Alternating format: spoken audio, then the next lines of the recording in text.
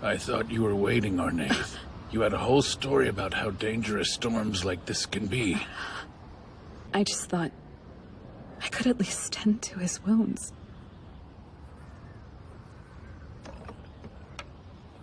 But I shouldn't. Seeing him again is the wrong choice. So then why am I standing in an open door?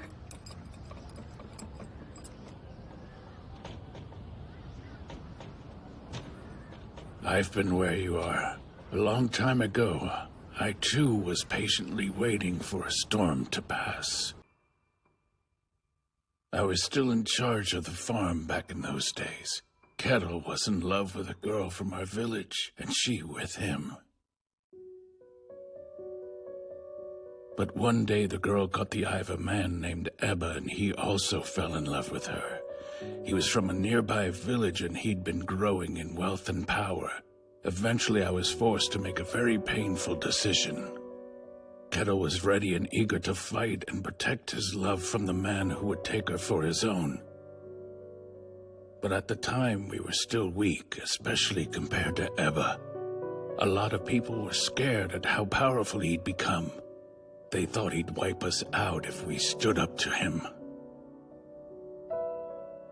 So we decided the best thing to do was submit, and handed the girl over to him. Any Norseman would be disgusted if they heard that, and they'd have every right to be. I offered up a young woman to protect myself. Then it happened. On the day of her and Ebba's wedding.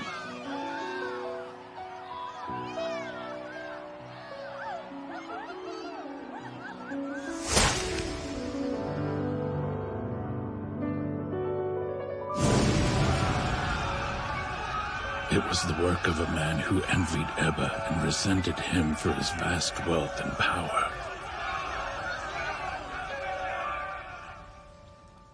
I rushed to the wedding as soon as I heard what happened, but by the time I got there, everything had been burned to ashes.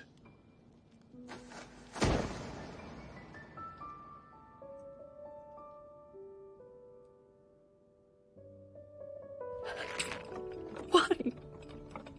I don't understand. Why does this always happen?